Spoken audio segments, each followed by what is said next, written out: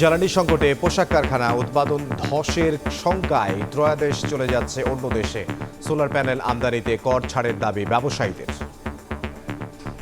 Order দিতে এখন আমাদের কিন্তু টপ ম্যানেজমেন্ট থেকে এখন না করা হচ্ছে এবং এগুলি কিন্তু এখন ইন্ডিয়াতে দেওয়া শুরু করেছে এবং তারা অন্যখানে চলে যাচ্ছে। তারা ভয় পাচ্ছে যে বাংলাদেশে বোধহয় তেল থাকবে না। এখন সোলার প্যানেল, উইন্ড প্যানেল এগুলোর জন্য যে একটা ব্যাপার আছে, এগুলোতে আপনারা যদি একটু হেল্প করতে পারেন। সরবরাহ বাড়লেও পাম্পে দীর্ঘ লাইন, কিছু পাম্পে খানিকটা স্বস্তি। কয়েকদিনের মধ্যে পুরোপুরি স্বস্তি ফেরার আশা মন্ত্রণালয়ের। ফুয়েল পাস ছাড়া হবে না। 1 ঘন্টা যাবত রিকোয়েস্ট করতেছি, আমার বাটন ফোন আমি কি করব? তেল ভরপুর তেল আছে, তা কোথায় তেল? ছোট ছোট যে পাম্পগুলো তো আছে সেগুলোতেও তেল সাপ্লাই করে দেওয়া উচিত। যেটা আমরা বাড়িয়েছি এটা আমরা অব্যাহত রাখবো। আশা করছি যে আমরা আগামী কয়েকদিনের মধ্যে এটা ইনশাল্লাহ ঠিক হয়ে যাবে। দেখছিলেন প্রধান শিরোনাম। দুপুরের সময় সঙ্গে আছি আমি ইমদাদুল হক। এবার অন্যান্য শীর্ষ সংবাদ। এবারও 36 টাকা কেজিতে ধান গম কিনবে সরকার। সেদ্ধ চাল 49, আতপ 48 টাকা নির্ধারণ। সংগ্রহ শুরু 3 মে থেকে। উৎপাদন খরচ বাড়ায় সরকারি দামে অসন্তুষ্ট কৃষক। জুলাই থেকে শিক্ষার্থীদের বিনামূল্যে স্কুল ড্রেস ও পাটের ব্যাগ দেবে সরকার। আপাতত প্রতি উপজেলায় পাবে 2টি প্রতিষ্ঠান। সোনালী আঁশের ঐতিহ্য ফেরানোর উদ্যোগ। বিরোধী দলকে মোকাবিলায় পাল্টা কর্মসূচি দেবে না বিএনপি। সংসদে মতবিরোধ নিরসনের আহ্বান মির্জা ফখরুলের। দলের রাজনীতি সরকারে বিলীনের ধারণা নাকচ। হাতুড়ি দিয়ে থেতলে দেয় মাথা মুখ। পল্লবীতে গৃহশিক্ষিকা খুনে প্রধান সন্দেহভাজন সাবলেট ভাড়াটিয়া। নিহতের হাতের মুঠিতে পাওয়া চুলের সূত্র ধরে খুনের খোঁজে পুলিশ। এবং ইরানের সঙ্গে যুদ্ধবিরতির মেয়াদ বাড়ানোর ঘোষণা ট্রাম্পের। নৌ অবরোধ অব্যাহত রাখার নির্দেশ। আলোচনায় বসবে না তেহরান। জেডি ভ্যান্সের পাকিস্তান সফর স্থগিত।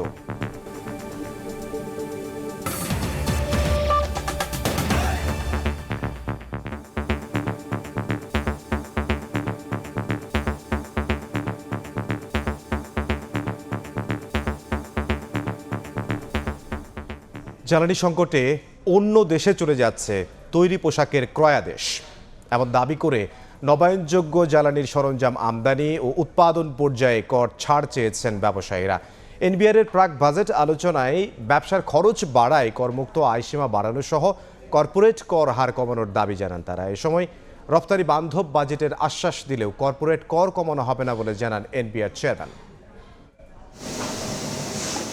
জুলাইয়ে প্রবৃদ্ধির পর অর্থ বছরের টানা 8 মাসে নেতিবাচক ধারায় দেশের রপ্তানি আয়। এর মধ্যে রপ্তানি বেশি কমে গেছে মার্চে। ধাক্কা লেগেছে তৈরি পোশাক, চামড়া, প্রক্রিয়াজাত কৃষিপণ্য সহ শীর্ষ 5 খাতেই। এ অবস্থায় জাতীয় রাজস্ব বোর্ড আয়োজিত প্রাক বাজেট আলোচনায় জুলাই আগস্টের ক্রয়াদেশ নিয়ে উদ্বেগ জানান ব্যবসায়ীরা। জ্বালানি সংকটের কারণে বাংলাদেশের ক্রয়াদেশ অন্য দেশে চলে যাচ্ছে বলে দাবি ব্যবসায়ীদের। এ অবস্থায় নবায়নযোগ্য জ্বালানির সরঞ্জাম আমদানি ও উৎপাদন পর্যায়ে কর ছাড় চান তারা। কাস্টমাররা বাইরের ওরা কিন্তু এখন ভয় পাচ্ছে। ওরা এখন বলা শুরু করে দিয়েছে। আমি গত 1 সপ্তাহে প্রায় 4টা বড় বড় কাস্টমারকে শুনলাম যে তোমাকে অর্ডার দিতে এখন আমাদের কিন্তু টপ ম্যানেজমেন্ট থেকে এখন না করা হচ্ছে এবং এগুলি কিন্তু এখন ইন্ডিয়াতে দেওয়া শুরু করেছে এবং তারা অন্যখানে চলে যাচ্ছে। তারা ভয় পাচ্ছে যে বাংলাদেশে বোধহয় তেল থাকবে না। গ্রিন এনার্জি ইন্ডাস্ট্রিগুলোর জন্য যে সোলার প্যানেল, উইন্ড প্যানেল এগুলোর জন্য যে একটা ব্যাপার আছে, এগুলোতে আপনারা যদি একটু হেল্প করতে পারেন। ঢাকা চেম্বারের পক্ষ থেকে জানানো হয়, উচ্চ মূল্যস্ফীতির কষাঘাতে বেড়ে গেছে ব্যবসার খরচ। তাই নতুন করে করের বোঝা না চাপিয়ে করমুক্ত আয়সীমা বাড়ানোর দাবি ব্যবসায়ীদের। আমাদের জন্য কোন একটা মেজার যদি থাকে এবং ওই টাকাটা হয়তো অর্ধেক টাকা এনবিআর এর খাতে আর কখনো জমাও হয় না, হয়তো কিছু লোক 3 মাস পরে 6 মাস পরে তাগাদা করে আনতে হয়, তো আলটিমেটলি টাকাটা কাটা হয়। অনেক সময় অ্যাডমিটেড লায়াবিলিটি গুলো রিয়েল লায়াবিলিটি না, ওই ক্ষেত্রে 10% দেওয়া আর এই যে কোটি কোটি টাকা 10% মিলিয়নস অফ টাকা ওইটা অ্যাডমিট করলে উনি একটা ঝামেলায় পড়ে যাবেন। রপ্তানি বান্ধব বাজেট প্রণয়নের আশ্বাস দিলেও আপাতত কর্পোরেট কর কমানোর পরিকল্পনা নেই বলে জানিয়েছেন এনবিআর চেয়ারম্যান। আপনাদের প্রতি রিকোয়েস্ট থাকবে শুধু ট্যাক্স কমানোর জন্য বলবেন না, একটু মাঝে মধ্যে একটু ভালো সাজেশনও দিবেন যাতে ট্যাক্স বাড়ানো যায়। দেশকে যদি আমরা সঠিক রাস্তায় রাখতে চাই এবং আমাদের ম্যাক্রো ইকোনমিক যে ব্যালেন্স সেটা যদি আমরা বজায় রাখতে চাই অথবা সেটাকে যদি আমরা তৈরি করতে চাই, তাহলে আমাদের রাজস্ব আয় বৃদ্ধির কোনো বিকল্প নেই। অর্থনীতি সচল রাখতে রাজস্ব বাড়ানোর চাপ থাকলেও কমপ্লায়েন্স করদাতাদের হয়রানি কমানোর প্রতিশ্রুতি দেন এনবিআর প্রধান। এম এস আরিফিন, সময় সংবাদ, ঢাকা। এদিকে বিদ্যুৎ ও জ্বালানি সংকটে ভুগতে থাকা গার্মেন্টস শিল্পের উৎপাদনে ধস ঠেকাতে প্রতিটি কারখানার ছাদে সোলার প্যানেল স্থাপনের নির্দেশনা দিয়েছে বিজিএমইএ। এক্ষেত্রে ৫% সুদে ঋণের যেমন ব্যবস্থা করা হচ্ছে, তেমনি সার্ভিস ফিতে 50% মওকুফের ঘোষণা দেওয়া হয়েছে। আশরাফুল আলম মামুনের ক্যামেরায় সে খবর জানাচ্ছেন কমতে।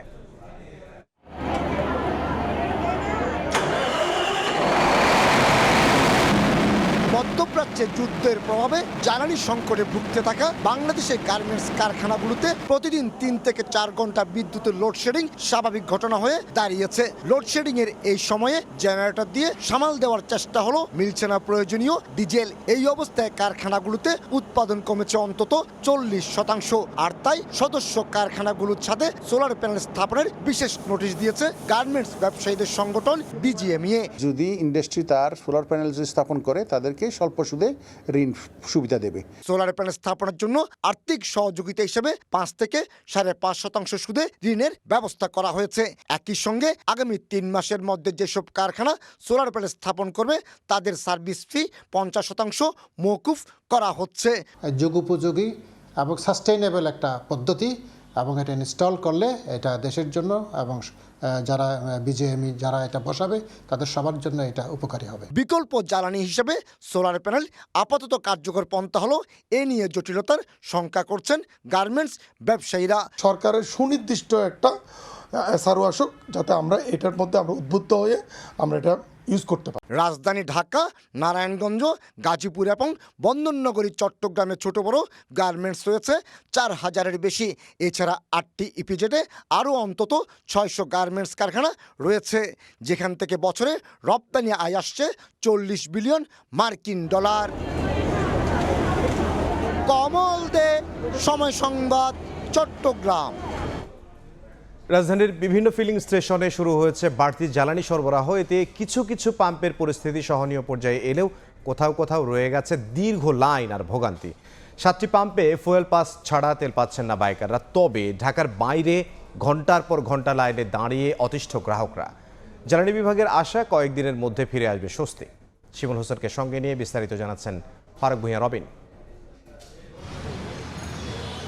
4 থেকে 5 ঘন্টা লাইনে দাঁড়িয়ে থাকার পর জানা গেল ফুয়েল অ্যাপ ছাড়া মিলবে না জ্বালানি তেল। তাই শেষ পর্যন্ত অ্যাপ নিবন্ধনের চেষ্টায় এই মোটরসাইকেল চালক। অ্যাপসের সমস্যার কারণে তো আমরা ভোগান্তি, এরকম আমি না আরও অনেকের ভোগান্তি দেখলাম, তো অনেকেও অ্যাপস ডাউনলোড ঠিকভাবে পাচ্ছে না, অ্যাপসে খুব বিরোধ মনে হচ্ছে আর কি। রাজধানীর অন্তত 7টি পাম্পে অ্যাপ ছাড়া জ্বালানি পাচ্ছেন না বাইকাররা। অ্যাপস নাই বিদায় আমি আবার লাইন থেকে লাইনচ্যুত হইয়া অ্যাপস ডাউনলোড করে তারপর তেলের জন্য অপেক্ষা মানাছিল। এখন শুনতেছি যে ফুয়েল পাস ছাড়া হবে না। 1 ঘন্টা যাবত রিকোয়েস্ট করতেছি, আমার বাটন ফোন আমি কি করব? এখন বলে তেল দিবে না, ফুয়েল পাস ছাড়া। গাড়িটাও নেলে বাদ দিলাম, যাদের গাড়ি নতুন গাড়ি ভাই অনটেস্টে। অনেক বাইকার আছে যারা ফুয়েল পাস ছাড়া ছিল, তারা আর কি এখন লাইন থেকে চলে যাচ্ছে। হিসাব করে নিতে পারতেছে, তাই কেউ এক্সট্রা নিতে পারতেছে না, যাতে হলো যে সমস্যাটা হইতেছে সবাই এক্সট্রা করে বাসায় নিয়ে কালেক্ট করতেছে, এটা আর হবে না। বুধবার রাজধানীর ফিলিং স্টেশন ঘুরে দেখা গেছে ভিন্ন ভিন্ন চিত্র। কোথাও দীর্ঘ লাইন, কোথাও কম ভোগান্তি। গ্যাস চালিত গাড়ি কেন এই লাইনে আসবে? ছোট ছোট যে পাম্পগুলো তো আছে সেগুলোতেও তেল সাপ্লাই করে দেওয়া উচিত। এটা না করা অবধি আপনি যতই ফুয়েল পাস করেন না কেন, আপনি রেশনিং করেন না কেন, আপনি পেরে উঠতে পারবেন না। সংসদে অনেক কথা বলে, তেলের বাংলাদেশে কোনো সমস্যা নাই, তেল ভরপুর তেল আছে, তা কোথায় তেল? এদিন বাড়তি জ্বালানি পেতে শুরু করেছে পাম্প কর্তৃপক্ষ। পাশাপাশি অ্যাপ চালু হওয়ায় সংকট কিছুটা কমার আশা। শুধু মোটরসাইকেল কেন, হয়তো আমার মনে হয় কারগুলো আনা উচিত, কারণ মোটরসাইকেলকে আপনি একটা লিমিটে নিয়ে আসলেন, ভালো কথা, ওর ক্যাপাসিটি কত, ওর তো 10 থেকে 15 লিটার, কিন্তু গাড়ির ক্যাপাসিটি তো আরও বেশি। তো ওই জায়গাতেও যত নজর দিলে হয়তো আরও স্বচ্ছতা বা ডিসিপ্লিনের মধ্যে চলে আসতে পারে। ঢাকার বাইরে কাটছে না সংকট, ঘন্টার পর ঘন্টা লাইনে দাঁড়িয়ে অতিষ্ঠ গ্রাহক। প্রশাসনের কথা বলে অন্যান্য গাড়িগুলো ওরা ঢুকাচ্ছে পাম্প কর্তৃপক্ষ। আমাদের এটা চরম ভোগান্তি একটা, এটা দেখার মতো আমাদের কোনো লোকজন নাই। প্রাইভেট কারগুলা এলপিজি করা, ওগুলা প্রতিদিন তেল নিচ্ছে কোনো ফুয়েল কার্ড ছাড়া। প্রশাসন যদি সব পাম্পে একসাথে তেল দেয় তাহলে ডিসিপ্লিন সবকিছুই ঠিক থাকবে। সারা দেশে 10% বাড়িয়ে 13,000 মেট্রিক টন ডিজেল সরবরাহ শুরু করেছে বিপিসি। একই হারে বেড়েছে পেট্রোল সরবরাহ। আর অকটেন 20% বাড়িয়ে দৈনিক সরবরাহ হচ্ছে 1,422 মেট্রিক টন। এতে কয়েকদিনের মধ্যে ফিলিং স্টেশনে ভোগান্তি কমার আশা সরকারের। যেটা আমরা বাড়িয়েছি এটা আমরা অব্যাহত রাখবো। আশা করছি যে আমরা আগামী কয়েকদিনের মধ্যে এটা ইনশাল্লাহ ঠিক হয়ে যাবে। অপারেশনাল ক্যাপাসিটি কিভাবে বৃদ্ধি করা যায় ফিলিং স্টেশনগুলোর, সে ব্যাপারেও আমরা নজর দিচ্ছি। যদিও পেট্রোল পাম্প মালিক সমিতি বলছে স্বস্তি ফেরাতে ডিপো থেকে তেল সরবরাহ আরও বাড়াতে হবে। 25 আর 26 এর মাঝখানে তো আপনার 20% গাড়ি বাড়ছে, 10-20% বাড়াইছে। এটা একটা আমি মনে করি শুভ সূচনা। এখন এই 10-20% দিয়ে যদি কভার হয়ে যায়, well, hope for the best. আর যদি না হয় তাহলে আবার বাড়াইতে হবে ওনাদেরকে। জ্বালানি বিভাগের আশ্বাস, সরবরাহ নিয়ে শঙ্কা নেই, মজুদ আছে পর্যাপ্ত। ফারুক ভিয়া, রবিন, সময় সংবাদ, ঢাকা। এবারও ৩৬ টাকা কেজিতে ধান গম কিনবে সরকার। সিদ্ধ চাল ৪৯, আতপ ৪৮ টাকা। ধান সংগ্রহ শুরু হচ্ছে ৩রা মে থেকে, আর ১৫ মে থেকে শুরু হবে চাল সংগ্রহ। উৎপাদন খরচ বাড়ার পরও দাম না বাড়ানোই অসন্তুষ্ট কৃষক। মাঠে মাঠে সোনালী ধান, বিস্তীর্ণ জমিতে দোল খাচ্ছে পাকা আধা পাকা ধানের শীষ। হাওর সহ বিভিন্ন স্থানে মাঠ থেকে ফসল তোলা শুরু করেছেন কৃষক। এবং সংশ্লিষ্ট চলতি বোরো মৌসুমে 18.5 লাখ টন খাদ্যশস্য কেনার লক্ষ্যমাত্রা নিয়েছে সরকার। বুধবার সচিবালয়ে খাদ্য পরিকল্পনা ও পরিধারণ কমিটির বৈঠক শেষে ব্রিফিংয়ে স্বরাষ্ট্রমন্ত্রী জানান, এবারও ধান, চাল ও গমের দাম অপরিবর্তিত। কেজি প্রতি 36 টাকা দরে 5 লাখ মেট্রিক টন ধান, 49 টাকা দরে 12 লাখ মেট্রিক টন সিদ্ধ চাল, 48 টাকা দরে 1 লাখ মেট্রিক টন আতপ চাল ও 36 টাকা কেজি দরে 50,000 মেট্রিক টন গম কিনবে সরকার। বোরো ধান 36 টাকা নির্ধারণ করেছে, যেটা পূর্বের দামের। সিদ্ধ চালের ক্ষেত্রে 49 টাকা, সেটাও একই রকম মূল্য নির্ধারিত হয়েছে। আতপ চালের ক্ষেত্রেও তাই 48 টাকা কেজি প্রতি। মন্ত্রী আরও জানান, 3রা মে থেকে ধান এবং 15 মে থেকে চাল সংগ্রহ শুরু হবে, চলবে 31 আগস্ট পর্যন্ত। এছাড়া যুক্তরাষ্ট্র থেকে G2G পদ্ধতিতে গম ক্রয় প্রক্রিয়াধীন। ইউএসএ থেকে গমের আমদানির জন্য আমাদের একটা মেমো অফ আন্ডারস্ট্যান্ডিং হয়েছে, প্রায় 7 লক্ষ মেট্রিক টনের মতো G2G। সেটা যদি আমরা টার্গেট ফুলফিল করতে পারি, এর বাইরে যেটুকুন সেটা আমরা ওপেন টেন্ডার ম্যাটারেও যেতে পারি, অথবা যদি যুক্তরাষ্ট্র থেকে আমরা পরিমাণ মতো সরবরাহ না পাই G2G, সেক্ষেত্রেও আমরা ওপেন টেন্ডার ম্যাটারে যেতে পারি, অথবা অন্য কোনো দেশের সাথে G2G যেতে পারি। এটা ওপেন আছে। তবে সরকার নির্ধারিত দাম নিয়ে খুশি নন কৃষকরা। বলছেন, বেশি দামে ডিজেল সহ চাষাবাদের উপকরণ কেনার পরও দাম না বাড়া হতাশাজনক। সারের দাম বেশি, তেলের দাম বেশি, আমাদের কামলার দাম বেশি। এটা কেমন করে আমাদের পোষাবে? এখন তাদের দিয়ে দেখা যায় কিছুই থাকে না। ন্যায্য দামটা না পায় আমরা কৃষক সবাই ক্ষতিগ্রস্ত হয়ে পড়ে আছি। আমাদের আবাদের প্রতি কোনো আমাদের এনার্জি নেই, আমরা দামই পাচ্ছি না। এটা আমাদের লাভ কি হবে? আমরা কি বাঁচবো? দ্রুত দাম বাড়িয়ে নির্ধারণের দাবি জানান ধান চাষিরা। প্রসূন আশিস, সময় সংবাদ, ঢাকা। জুলাই থেকে বিনামূল্যে স্কুল ড্রেস ও পাটের তৈরি ব্যাগ বিতরণ শুরু করবে সরকার। প্রথম মাসে প্রথম শ্রেণীর 1 লাখ শিক্ষার্থীর কাছে পৌঁছে দেয়া হবে পণ্য। সকালে সচিবালয়ে প্রধানমন্ত্রীর উপদেষ্টা মাহাদি আমিন জানান, প্রাথমিকভাবে প্রতি উপজেলায় 2টি করে স্কুলে এই কর্মসূচি বাস্তবায়ন করা হবে। স্থানীয় সরকার প্রতিমন্ত্রী জানান, 3 মন্ত্রণালয়ের যৌথ সমন্বয় ও ব্যয়ে বাস্তবায়িত হবে এই কর্মসূচি। আর পরিবেশ দূষণ রোধ ও পাটের হারানো ঐতিহ্য ফেরাতে এই উদ্যোগ নেওয়া হয়েছে বলে জানান বস্ত্র ও পাট প্রতিমন্ত্রী। শিক্ষার মানোন্নয়ন ও শিক্ষার্থীদের ঝরে পড়া রোধে বিনামূল্যে স্কুল ড্রেস ও ব্যাগ বিতরণে উদ্যোগ নিয়েছে সরকার। শুরুতেই প্রাথমিকের শিক্ষার্থীরা পাবে এই সুবিধা। বুধবার এ বিষয়ে সচিবালয়ে প্রাথমিক ও গণশিক্ষা, বস্ত্র ও পাট এবং স্থানীয় সরকার মন্ত্রণালয়ের সঙ্গে বৈঠক করেন প্রধানমন্ত্রী তারেক রহমান। বৈঠক শেষে প্রধানমন্ত্রীর উপদেষ্টা মাহাদি আমিন সাংবাদিকদের জানান, আগামী অর্থবছরের শুরুতেই পাটের তৈরি ব্যাগ ও স্কুল ড্রেস শিক্ষার্থীদের পৌঁছে দেওয়া হবে। প্রাথমিকভাবে প্রথম শ্রেণীর 1 লাখ শিক্ষার্থীর কাছে এসব পণ্য পৌঁছে দিতে চায় সরকার। প্রাথমিকভাবে প্রত্যেক মাসে আমরা 2টি করে উপজেলাতে 2টি করে স্কুল দিয়ে শুরু করব এবং এটা একটা চলমান প্রক্রিয়া হবে। তবে আমাদের লক্ষ্য প্রথম মাসে অন্ততপক্ষে 1 লক্ষেরও অধিক শিক্ষার্থীর কাছে যেন আমরা পৌঁছে দিতে পারি ব্যাগ, 1 লক্ষের অধিক শিক্ষার্থীর কাছে আমরা পৌঁছে দিতে পারি স্কুল ড্রেস। এ সময় স্থানীয় সরকার প্রতিমন্ত্রী জানান, প্রতি উপজেলায় 2টি করে স্কুলে এ কর্মসূচি বাস্তবায়ন করা হবে। স্কুল নির্বাচন করবে স্থানীয় প্রশাসন। প্রত্যেক উপজেলা থেকে 2টি করে প্রাইমারি স্কুলের নাম নিয়ে সেখানে ক্লাস 1-এর মাধ্যমে আমরা এই একই ধরনের পোশাক এবং একই ধরনের স্কুল ব্যাগ আমরা তাদের কাছে ফ্রি হস্তান্তর করব। বস্ত্র ও পাট প্রতিমন্ত্রী বলেন, সরকারের নেওয়া এই পদক্ষেপের মূল লক্ষ্য পাট শিল্পের হারানো ঐতিহ্য ফিরিয়ে আনা। লার্নিং শুরু হয় এখান থেকে, এই পাটজাত পণ্য দ্রব্য এগুলো ব্যবহারে মানুষকে উৎসাহিত করা, এই জন্য আমরা এই জুটের ব্যাগগুলো। এর আগে সচিবালয়ে মন্ত্রিপরিষদ বিভাগের বিশেষ সভাকক্ষে প্রধানমন্ত্রী তারেক রহমানের সঙ্গে সাক্ষাৎ করেন বাংলাদেশ স্কাউটের কার্যনির্বাহী কমিটির সদস্যরা। মুরসালিন হক জুনায়েদ, সময় সংবাদ, ঢাকা।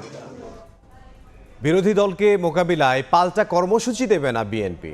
রাজপথ ছেড়ে সংসদে আলোচনা করে মতবিরোধ নিরসনের আহ্বান জানিয়েছেন দলটির মহাসচিব মির্জা ফখরুল ইসলাম আলমগীর। সময় সংবাদকে দেয়া একান্ত সাক্ষাৎকারে তিনি আরও বলেন, দলীয় রাজনীতি সরকারে বিলীন হওয়ার ধারণা একেবারেই ঠিক নয়।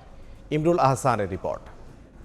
নির্বাচিত মাননীয় সদস্য, জুলাই সনদ বাস্তবায়ন ইস্যুতে সরকার ও বিরোধী দলের মতভেদ সংসদ ছাপিয়ে উত্তাপ ছড়াচ্ছে বাইরেও। আলোচনার জন্য বিশেষ সংসদীয় কমিটি গঠনের প্রস্তাব নাকচ করেছে জামায়াত নেতৃত্বাধীন 11 দলীয় জোট। তাদের দাবি, গণভোটের রায় বাস্তবায়নে সংবিধান সংস্কার পরিষদ গঠনের দাবি আদায়ে কর্মসূচিও দিয়েছে। তবে রাজপথ ছেড়ে সংসদে আলোচনার কথা বলছে বিএনপি। মানুষের পলিটিক্যাল কালচার মানে হচ্ছে রাস্তায় আন্দোলন, রাস্তায় থাকা। এই যে বিষয়গুলো আছে, এই বিষয়গুলো থেকে আমাদের বেরিয়ে আসা দরকার। কারণ এটা আরেক ধরনের, আমি মনে করি, চাপ সৃষ্টি করা, ফর নাথিং চাপ সৃষ্টি করা। আমরা যেটা চাই, সিরিয়াসলি চাই, যেখানকার ডেমোক্রেটিক কালচার গড়ে উঠুক, এবং সেই জন্যে রাস্তায় না নেমে আমরা আলোচনার মাধ্যমে সেগুলো শেষ করি, পার্লামেন্টেই শেষ করি, তাহলে সেটা অনেক ফলপ্রসূ হবে। আমরা তো সেই প্রস্তাব বারবার দিয়েছি যে আসেন আমরা পার্লামেন্টে বসেই আলোচনাগুলো সর্ট আউট করি। পলিটিক্যাল লিডার্সরা এই একটা জায়গায় যদি একমত হয় যে আমরা যা কিছু করবো পার্লামেন্টের মধ্যে করবো, লেট দেম শাউট দেয়ার, লেট দেম ওয়াক আউট, অথবা ওখানে চিৎকার চেঁচামেচি করুক, কিন্তু রাস্তায় যাব না, তাহলে হয় কি আপনার একটা কালচার ধীরে ধীরে গড়ে উঠবে। সময় সংবাদকে দেয়া একান্ত সাক্ষাৎকারে মির্জা ফখরুল ইসলাম আলমগীর জানান, বিরোধী দলকে মোকাবেলায় পাল্টা কোনো কর্মসূচি দেবে না তাদের দল। রাস্তায় আমরা কোনো কর্মসূচি দেবো না। বড়জোর যেটা করতে পারি সেটা হচ্ছে যে পাবলিক পারসেপশন ক্লিয়ার করার জন্য আমরা হয়তো সিম্পোজিয়াম, সেমিনার এগুলোর বাড়িয়ে দিতে পারি, এবং জনগণের সঙ্গে যখন কথা বলা হবে তখন সেগুলো করতে পারি। আর মানুষকে বোকা মনে করতে কোনো কারণ নেই, মানুষ খুব ভালো বোঝে। আমরা যদি কোনো খারাপ কাজ করে থাকি, মানুষ ঠিকই দেখবে যে আমাদেরকে ভোট দেবে না নেক্সট ইলেকশনে। প্রায় 2 দশক পর ক্ষমতায় আসা বিএনপির সাংগঠনিক কর্মকাণ্ড তেমন একটা চোখে পড়ছে না, তবে তা মানতে নারাজ মহাসচিব। আমি এটা বিশ্বাস করি না। আমরা সরকারে আসার পর থেকে আমাদের দলের তো কাজ হচ্ছে, আমরা তো চেষ্টা করছি যে দলকে কীভাবে আরও সুসংহত করা যায়, তাহলে কীভাবে সারা দেশের মধ্যে আমাদের প্রোগ্রামগুলো হচ্ছে কীভাবে, সবখানেই দল আমাদের আছে। হ্যাঁ, এটাকে অ্যাক্টিভেট করতে হবে, আরও সক্রিয় করতে হবে, আরও শক্তিশালী করতে হবে, সেটা তো আমাদের করতেই হবে। সংগঠন গতিশীল করতে মন্ত্রিসভার বাইরে থাকা নেতাদের দলের গুরুত্বপূর্ণ জায়গায় আনা হবে কিনা এমন প্রশ্নের জবাবে মির্জা ফখরুল বলেন, সময় তা বলে দেবে। এটা তো আপনার প্রয়োজনই বলে দেবে সেটা, এবং যারা রাজনীতি করতে চান তাদের কর্মকাণ্ডেই সেটা আসবে। ইমরুল হাসান, সময় সংবাদ, ঢাকা। গণভোটের রায় বাস্তবায়ন নিয়ে তৈরি হওয়া সংকট বিএনপিকেই সমাধান করতে হবে বলে মন্তব্য করেছেন জামাতের সেক্রেটারি জেনারেল মিয়া গোলাম পরোয়ার। সংবিধান সংস্কার পরিষদ নিয়ে আলোচনা করতে সরকারকে আলোচনায় বসার আহ্বান জানিয়েছেন তিনি। জাতীয় প্রেস ক্লাবে খেলাফত মজলিসের আলোচনা সভায় জ্বালানি সংকটে মানুষের ভোগান্তি কমাতে সরকার ব্যর্থ বলে মন্তব্য করেন জামাত নেতা। বুধবার দুপুরে রাজধানীর প্রেস ক্লাবে খেলাফত মজলিস আয়োজিত গণভোট বাস্তবায়নে আমাদের করণীয় শীর্ষক আলোচনা সভা। উপস্থিত ছিলেন 11 দলীয় ঐক্যের শীর্ষ নেতারা। আলোচনায় জামায়াত সেক্রেটারি বলেন, নোট অফ ডিসেন্ট বাদ দিয়ে জুলাই সনদের বাকি বিষয়গুলো বাস্তবায়নের ক্ষেত্রে সরকারের প্রতিশ্রুতি জনগণের সঙ্গে শুভঙ্করের ফাঁকি। এখন ওনারা বলছেন আমরা এটা ভিন্নমত পোষণ করেছি, এইটা বাদে আমরা সব মানি। জনগণের কাছে ওনারা শুভঙ্করের ফাঁকি বলছে আমরা সব মানে বুঝা, তাহলে ওনারা জনগণকে বিভ্রান্ত করছেন, বুথ ওনাদের ধরেছে, বাকি 31-32টা দলকে আপনার কথাই শুনতে হবে। এটা সারা দুনিয়ার কোনো নোট অফ ডিসেন্টের ব্যাখ্যা না। আপনি আদালতের কাছে নোট অফ ডিসেন্টের ব্যাখ্যা চান। জ্বালানি ও অর্থনৈতিক সংকট মোকাবেলায় সরকারের কড়া সমালোচনা করেন নেতারা। বিরোধী দলকে সঙ্গে নিয়ে দ্রুত সংবিধান সংস্কার পরিষদের বিষয়ে আলোচনায় বসার আহ্বান গোলাম পরোয়ারের। জ্বালানি সংকটের দেশ শেষ হয়ে যাচ্ছে, পার্লামেন্টে জ্বালানি মন্ত্রী বলেন না তেলের কোনো অভাব নেই, আবার পেট্রোল পাম্পে তো লম্বা লম্বা লাইন। দ্রব্যমূল্য বাড়ছে, রেমিটেন্স কমছে। 2 মাস যে পারেনি ব্যাংক থেকে 44,000 কোটি টাকা আপনার লোন করেছেন। প্রধানমন্ত্রী আর চারিপাশে যে সমস্ত এমপিরা আছে, সমস্ত বিভিন্ন গবেষণা প্রতিষ্ঠান বলছে শীর্ষ ঋণ খেলাপিরা আপনার চারিপাশে আছে। অনুষ্ঠানে এলডিপি চেয়ারম্যান কর্নেল অলি আহমেদ বলেন, গণভোটের রায় বাস্তবায়ন কোনো দল বা ব্যক্তির স্বার্থ রক্ষার জন্য নয়, বরং এতে জনগণেরই স্বার্থ রক্ষা হবে। এই সংস্কার আমরা যেটা বলছি, তারা যেটা বলেছিল, এটার মধ্যে কোনো ভিন্নতা নাই। এই সংস্কারগুলি করতে হবে, এই পার্লামেন্টের এই অধিবেশনে করতে হবে। দরকার হলে পার্লামেন্ট 3 দিন এক্সটেন্ড করেন, 4 দিন এক্সটেন্ড করেন। এটা তো কোনো রামায়ণের মহাভারত শুদ্ধ হবে না। 7 দিন এক্সটেন্ড করে এটা শেষ করেন। গণভোটের সব বিষয় বাস্তবায়ন না হলে পর্যায়ক্রমে লাগাতার আন্দোলন চালিয়ে যাওয়ার ঘোষণা দেন 11 দলীয় ঐক্যের নেতারা। শাবাব ওয়াসি, সময় সংবাদ, ঢাকা। দুপুরের সময় আরও থাকছে, শিক্ষকদের পদোন্নতি জটিলতা নিরসনের দাবিতে বরিশাল বিশ্ববিদ্যালয়ে শাটডাউন। 2 দিন ধরে বন্ধ ক্লাস পরীক্ষা, দ্রুত সমাধানের চেষ্টায় উপাচার্য।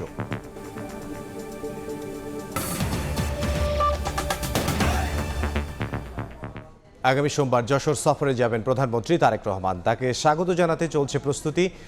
উলাসী খালের পুনঃখনন এবং যশোর মেডিকেল কলেজের 500 শয্যার হাসপাতালের নির্মাণ কাজ উদ্বোধন সহ রয়েছে এক গুচ্ছ কর্মসূচি। নানা প্রত্যাশা নিয়ে অপেক্ষার প্রহর গুনছেন যশোরের মানুষ। চলছে মঞ্চ তৈরির কাজ, পাশাপাশি সাজসজ্জার কাজও চলছে জোরে সোরে। আগামী 27 এপ্রিল যশোর সফরে যাবেন প্রধানমন্ত্রী তারেক রহমান। এজন্য প্রস্তুতি নিচ্ছেন দলের নেতাকর্মীরা। তাকে স্বাগত জানাতে এবং কাছ থেকে দেখতে অধীর আগ্রহে অপেক্ষায় এই জনপদের মানুষ।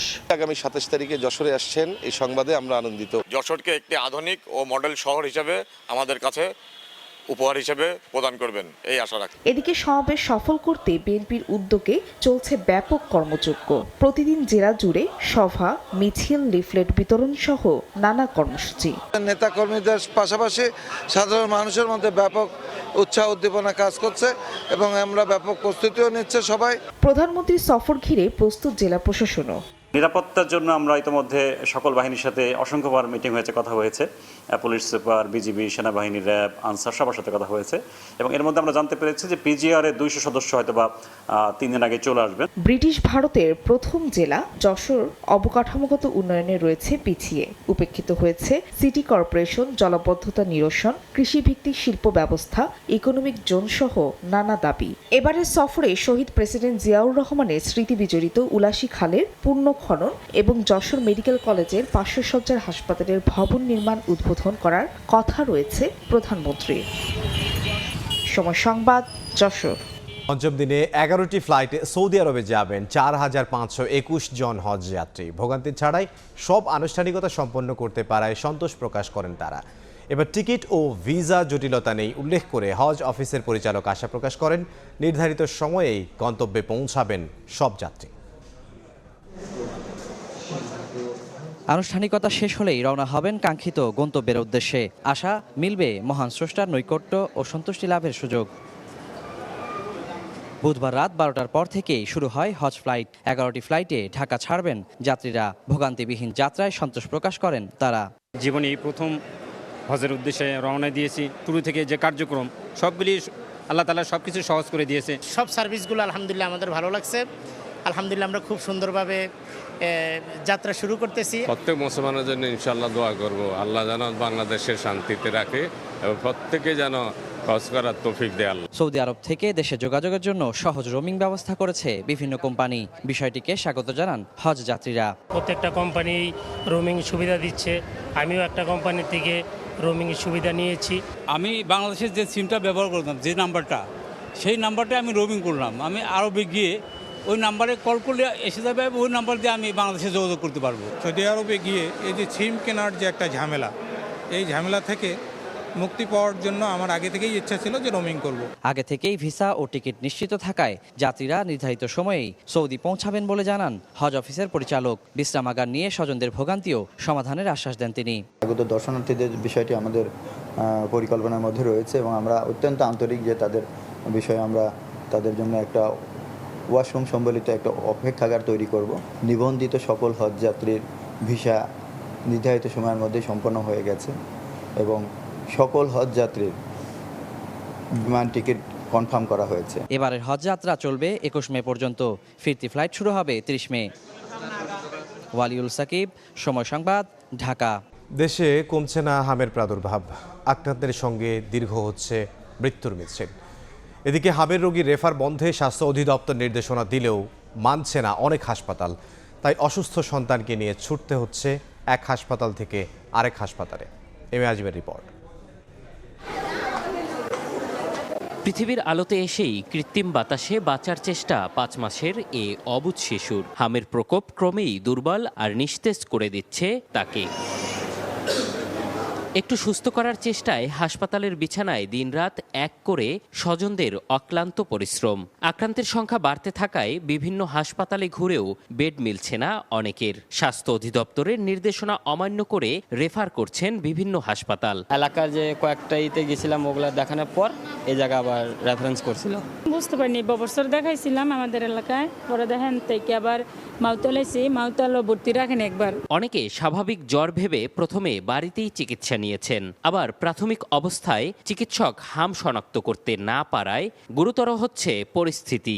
আমি ওর ঠোঁটের মধ্যে গা দেখে অনুমান করতে পারছি যে এটা হাম হবে, তারপর আমি আবার ডক্টরের কাছে নিয়ে যাই। এটা যখন বের হয় তখন তো আমরাও বুঝতে পারি যে না হাম, কিন্তু এর আগে ডাক্তারও বুঝতে পারে না আসলে বাচ্চাটা কোন রোগে আক্রান্ত হইতেছে। চিকিৎসকরা বলছেন ফুসকুড়ি ওঠার আগে হাম শনাক্ত কষ্টকর, তাই জ্বর হলেই হাম ধরে নিয়ে আইসোলেশনে রেখে রোগীর চিকিৎসা শুরু করতে হবে। 2 বছর নিচে বাচ্চারা আমাদের কাছে বেশি আসছেন এবং যারা আসছেন তাদের একটা বড় অংশই আসলে ভর্তি হওয়ার মতো বাচ্চারাই আমাদের কাছে আসছেন। যতদিন ছুটি হচ্ছে তার চেয়ে কিছু হলো বেশি ভর্তি হচ্ছে, ফলে আলটিমেটলি 10 জন 15 জন 20 জন করে বাড়ছে প্রতিদিন নেট রোগী যদি বাড়ে। শুধুমাত্র মহাখালী ডিএনসিসি ডেডিকেটেড হাসপাতালে হাম আক্রান্ত হয়ে ভর্তি আছে 484 শিশু। এম এ আজিম, সময় সংবাদ, ঢাকা।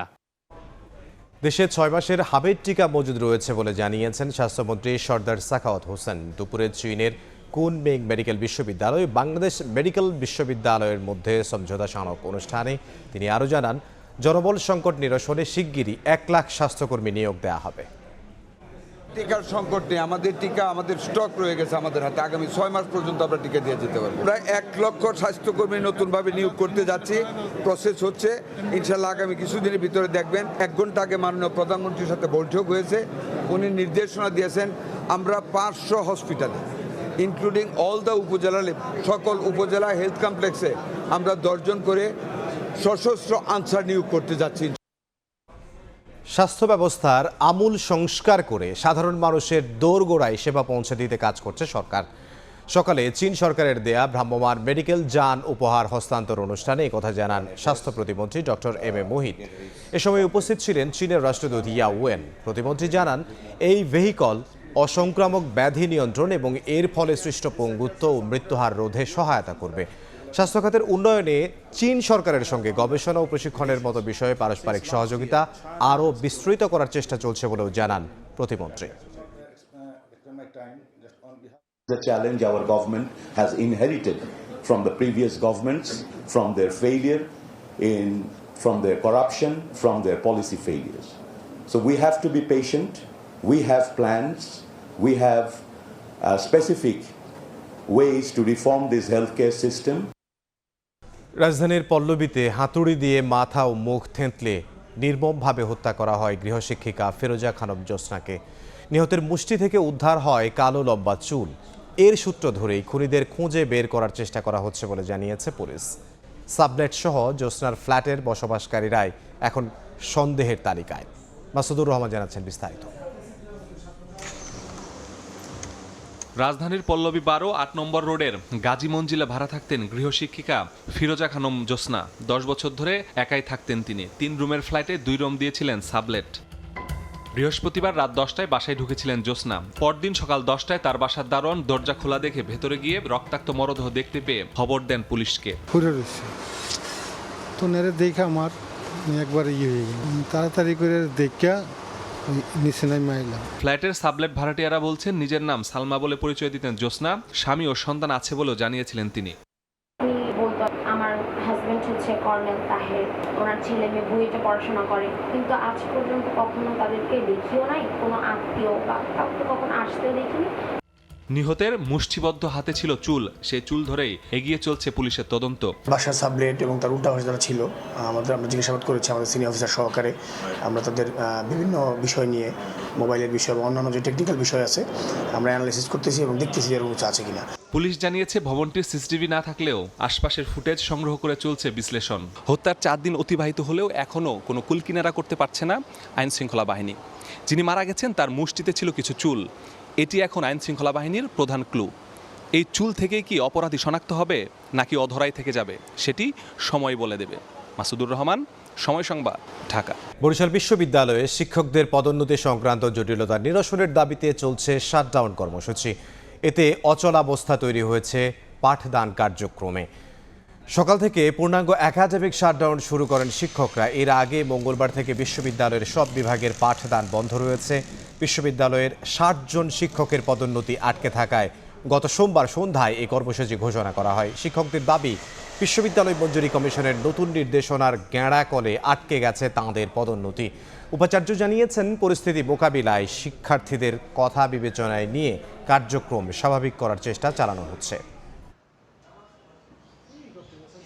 দিন ধরে বিশ্ববিদ্যালয় সম্পূর্ণ বন্ধ বলা যায়, কিন্তু উপাচার্য মহোদয় টনক নড়ে নাই এবং এখন পর্যন্ত তিনি কোনো ধরনের কার্যকর উদ্যোগ গ্রহণ করে নাই। প্রমোশনের জন্য একটা ন্যূনতম যোগ্যতার ক্রাইটেরিয়া ফিক্স করে দিয়েছেন এবং সমস্ত বিশ্ববিদ্যালয়কে এই ক্রাইটেরিয়ার ভিত্তিতে ওই ন্যূনতম যোগ্যতা রেখে তার উপরে যা খুশি রাখতে পারে রেখে একটা নীতিমালা বা সংবিধি প্রণয়ন করতে হবে এবং তারই আলোকে প্রমোশন দিতে হবে।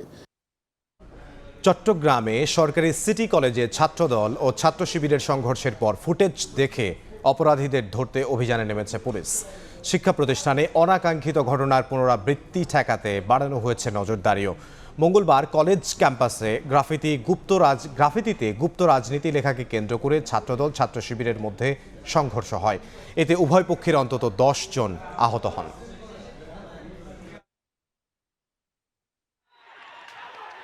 শিক্ষা প্রতিষ্ঠানগুলোতে পর্যাপ্ত প্রস্তুতি নিয়েছে যাতে এই ঘটনা না বাড়ে এবং ধরনের সমস্যা যাতে আর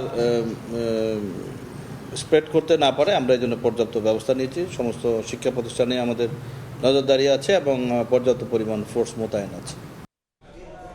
পাবনার মানসিক হাসপাতাল যেন টিকটকারদের অভয়ারণ্য। অভিযোগ উঠেছে, আনসার সদস্যদের টাকা দিয়ে ভেতরে ঢুকে রোগীদের উত্ত্যক্ত করে ভিডিও কন্টেন্ট তৈরি করছে অনেকে। 2 আনসার সদস্যকে অব্যাহতি দেওয়ার কথা জানিয়ে কর্তৃপক্ষ বলছে জড়িতদের বিরুদ্ধে ব্যবস্থা নেওয়া হবে। আসিফ মাহমুদের ছবিতে সবুজ মোল্লার রিপোর্ট। মেন্টালের মধ্যে ঢুকে পড়েছি, পাগল হয়ে গেছি আমি।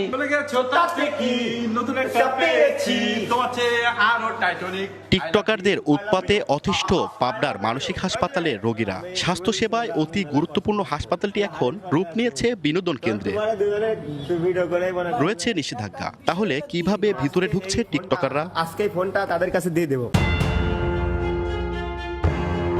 সময় টিভির ক্যামেরায় ধরা পড়ে হাসপাতালের আনসারদের টাকা লেনদেনের চিত্র। অভিযোগ উঠেছে, দায়িত্বরত আনসারদের 50 টাকা করে দিলেই ভেতরে প্রবেশ করা যায়। প্রবেশে সহজলভ্য হওয়ায় অনেকে ঘুরতে এসে রোগীদের উত্ত্যক্ত করে বানায় ভিডিও। বিশেষজ্ঞরা বলছেন, এমন কর্মকাণ্ডে মানসিক রোগীদের স্বাস্থ্যসেবায় মারাত্মক প্রভাব পড়ছে। আবুল তাবুল ভিডিও করে, আবার গানের সাথে ভিডিও বানাই ছাড়ে। সবসময় জানালা দিয়ে দরজা দিয়ে এমন বিরক্ত করে, কাছে এসে ভিডিও করে, আমরা মানা করলেও শোনে না। এটির কারণে যেটি হয় যে মানসিক রোগীরা আমরা যেভাবে তাদেরকে সুচিকিৎসার মাধ্যমে বা আমাদের যে কর্মকর্তা কর্মচারী সেবিকা আয়া তারা যে সুস্থ করে তুলেন সেটি কিন্তু আবার আগের অবস্থায় ফিরে যায়। এ ঘটনায় 2 আনসার সদস্যকে অব্যাহতি দেওয়া হয়েছে। এমন কর্মকাণ্ডে জড়িতদের বিরুদ্ধে ব্যবস্থা নেওয়ার আশ্বাস হাসপাতালটির পরিচালকের। হাসপাতালে যাবতীয় ক্যামেরা এবং ছবি তোলার যন্ত্রপাতি নিয়ে ঢোকা নিষেধ। যদি কেউ ঢুকে থাকে এভাবে, তারা অবশ্যই অপরাধ করেছে। 1957 সালে শহরের হিমায়তপুরের শীতলাই জমিদার বাড়িতে 111 একর জমির উপর প্রতিষ্ঠিত হয় পাবনা মানসিক হাসপাতাল। সবুজ মোল্লা, সময় সংবাদ, পাবনা। দুপুরের সময় আরও থাকছে। ভারতের পশ্চিমবঙ্গে বিধানসভা নির্বাচনের প্রথম দফার ভোট কাল। নজিরবিহীন নিরাপত্তা, কেন্দ্রীয় বাহিনী মোতায়েন, তৃণমূল বিজেপি হাড্ডাহাড্ডি লড়াইয়ের আভাস।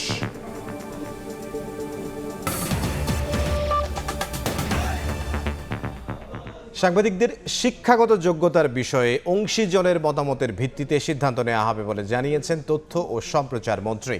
সকালে পিআইবিতে সাংবাদিকতায় জেন্ডার সংবেদনশীলতা শীর্ষক প্রকাশনার মোড়ক উন্মোচন অনুষ্ঠানে তিনি আরও জানান, মোবাইল সাংবাদিকতাকে প্রাতিষ্ঠানিক রূপ দিতে হবে। এর মাধ্যমে বিদ্যমান সমস্যার কার্যকর সমাধান সম্ভব হবে বলেও জানিয়েছেন তিনি। মন্ত্রী আরও বলেন, রাজনীতি ও গণমাধ্যম দুই ক্ষেত্রে জবাবদিহির সংস্কৃতি শক্তিশালী করা জরুরি। গণমাধ্যমের স্বাধীনতা ছাড়া জনগণের কাছে জবাবদিহির মধ্যে থাকার যে সংস্কৃতি, এটা কিন্তু বহাল রাখা যায় না। এবং সে কারণে যত বেশি স্বাধীন এবং প্রাতিষ্ঠানিকভাবে দক্ষ গণমাধ্যম থাকবে, যার কাজই হবে ক্ষমতাকে প্রশ্ন করা। আমরা গণমাধ্যম জগতের সকল অংশীদারদের সঙ্গে পর্যায়ক্রমে বৈঠকে বসছি, তাদের মতামত নিচ্ছি এবং তাদের কাছ থেকেই প্রাথমিক সমাধানের প্রস্তাবটা আমরা গ্রহণ করতে চাই। ভার্চুয়াল কোর্ট পরিচালনায় এ পর্যন্ত কোনো সংকট দেখা যায়নি, বরং মামলা পরিচালনায় গতি এসেছে। দুপুরে নিজ কার্যালয়ে ব্রিফিংয়ে কথা বলেন অ্যাটর্নি জেনারেল রুহুল কুদ্দুস কাজল। তিনি আরও বলেন, চলমান জ্বালানি সংকট মোকাবিলায় এই উদ্যোগ ইতিবাচক প্রভাব ফেলবে। এর আগে বিজ্ঞপ্তিতে জানানো হয়, প্রতি বুধ ও বৃহস্পতিবার সর্বোচ্চ আদালতের উভয় বিভাগে বিচার কাজ ভার্চুয়ালি অনুষ্ঠিত হবে। বিশ্ব অর্থনৈতিক পরিস্থিতি এবং জ্বালানি ও বিদ্যুৎ সাশ্রয়ে এমন সিদ্ধান্ত নেওয়া হয়েছে, যদিও এর প্রতিবাদে মঙ্গলবার সুপ্রিম কোর্টে মানববন্ধন করেন আইনজীবীরা। আপিল বিভাগে আজকের দিনের অর্থাৎ অন্য বুধবারের দিনের যে কোনো মামলা নিষ্পত্তির চেয়ে আমার কাছে মনে হয়েছে যে আজকের মামলার কার্যক্রমে একটু গতিশীলতা এসেছে। কারণ শারীরিক উপস্থিতিতে মামলা করতে গেলে আমরা অনেক সময় অনেক অপ্রয়োজনীয় জিনিস অনেক সময় কথা বলি। আমরা যদি কোনো কারণে বুঝি যে এর অসুবিধা হচ্ছে, তাহলে আমরা সেটা মাননীয় প্রধান বিচারপতির কাছে তার দৃষ্টিতে আনতে পারি।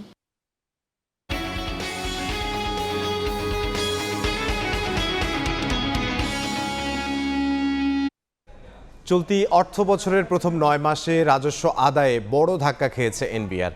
সংস্থাটির মাসিক প্রতিবেদনের তথ্য, গেল জুলাই থেকে মার্চ পর্যন্ত ৩,৮৫,৮৫২ কোটি টাকা লক্ষ্যমাত্রার বিপরীত আদায় কম হয়েছে প্রায় ৯৮,০০০ কোটি টাকা। এ সময় সবচেয়ে বেশি ঘাটতিতে পড়েছে আয়কর।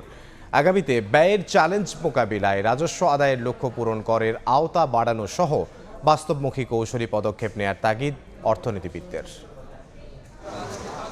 ঊর্ধ্বমুখী জ্বালানি ব্যয়ে যখন নিত্যপণ্যের দাম বৃদ্ধি সহ নানা শঙ্কায় সাধারণ মানুষ, সামাজিক সুরক্ষা সহ বিভিন্ন খাতে বাড়ছে সরকারি ব্যয়, তখন চলতি বছরের প্রথম ৯ মাসে রাজস্ব আদায় পরিস্থিতি তুলে ধরে এনবিআর জানালো, লক্ষ্যমাত্রার তুলনায় প্রায় ৯৮,০০০ কোটি টাকা কম আদায় করতে পেরেছে সংস্থাটি। মাসিক প্রতিবেদনের তথ্য, চলতি ২০২৫-২৬ অর্থ বছরের জুলাই মার্চ সময়ে রাজস্ব আদায়ের মোট লক্ষ্যমাত্রা ছিল ৩,৮৫,৮৫২ কোটি টাকা। বিপরীতে আদায় হয়েছে ২,৮৭,৮৮২ কোটি টাকা, অর্থাৎ ঘাটতি ৯৭,৯৯০ কোটি টাকা।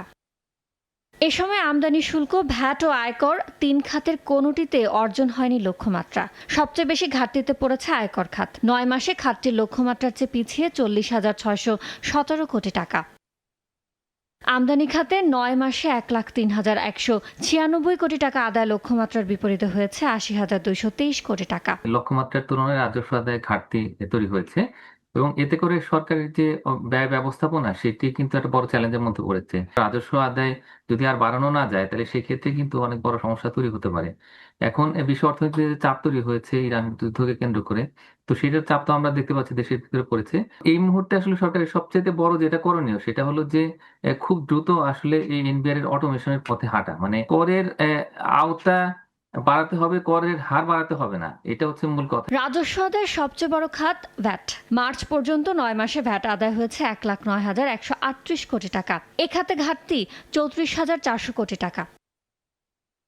এনবিআর বলছে, লক্ষ্যমাত্রা অর্জনে ব্যাপক পিছিয়ে থাকলেও চলতি বছরের প্রথম ৯ মাসে রাজস্ব আদায় প্রবৃদ্ধি ১১.১৫%। আগের বছর এ সময় আদায় হয়েছিল ২,৫৮,৯৯৬ কোটি টাকা। ইয়ানুর শিফাত, সময় সংবাদ, ঢাকা। দেশের বাইরের খবর, ইরানের সঙ্গে চলমান যুদ্ধবিরতির মেয়াদ বাড়ানোর ঘোষণা দিয়েছেন মার্কিন প্রেসিডেন্ট ডোনাল্ড ট্রাম্প। পাকিস্তানের অনুরোধে যুদ্ধবিরতি দীর্ঘায়িত করা হলেও ইরানি বন্দরের উপর মার্কিন অবরোধ অব্যাহত রাখা হবে বলে জানিয়েছেন তিনি।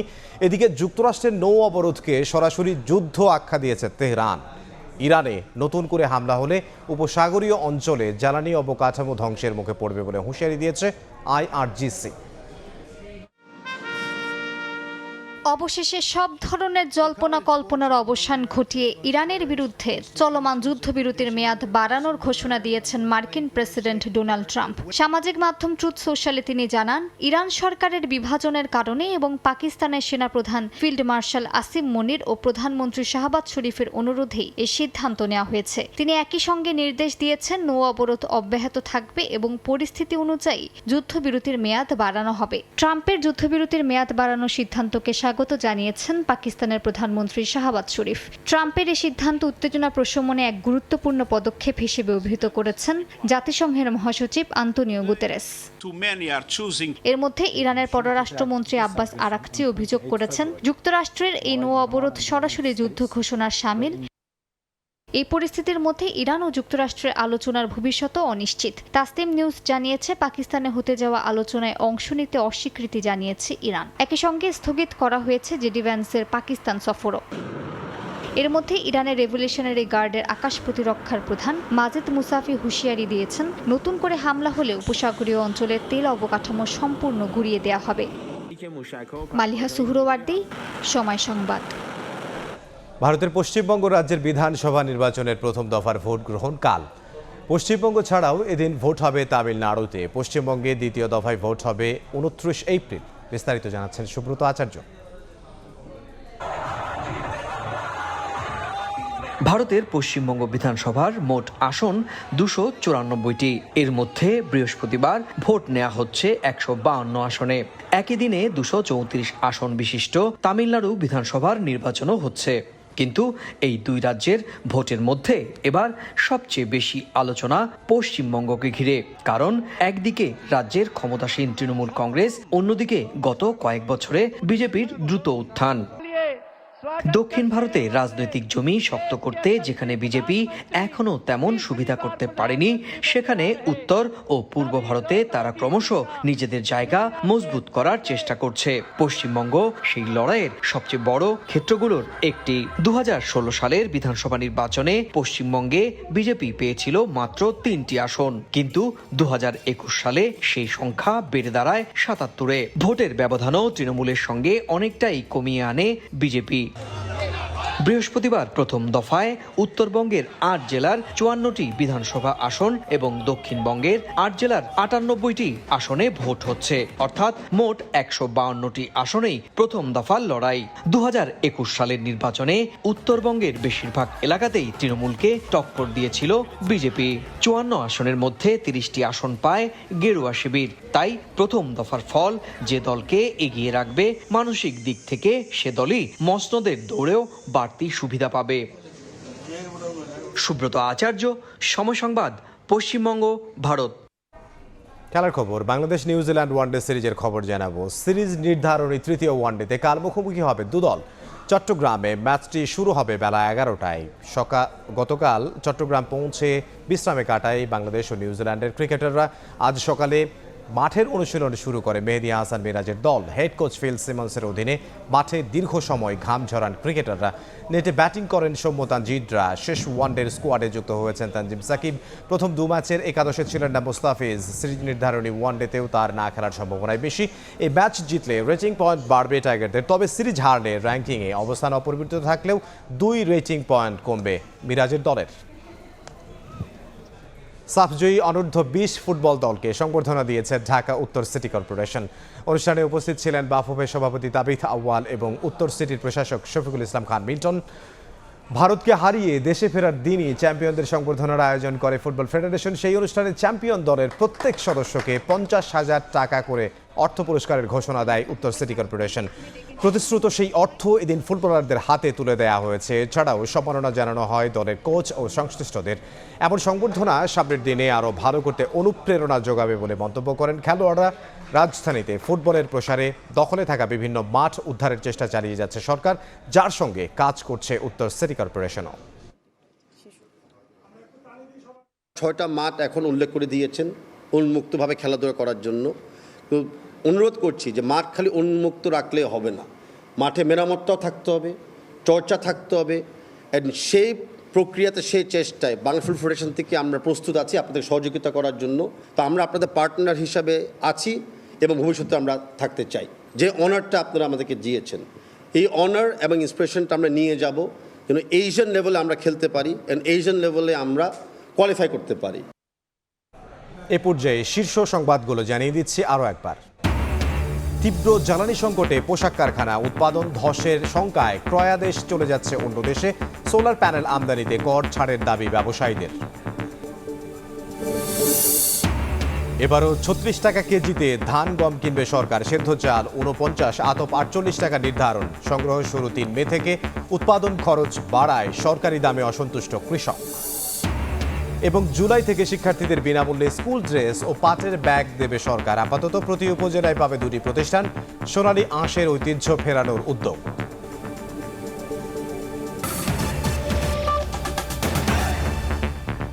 এই ছিল দুপুরের সময়। এরপর বিভাগীয় সময় নিয়ে সঙ্গে থাকবেন সহকর্মী ওমর ইনান। ধন্যবাদ ইমদাদ। বিভাগীয় সময় নিয়ে আসছে কিছুক্ষণ পর, সঙ্গে থাকুন সময়ে।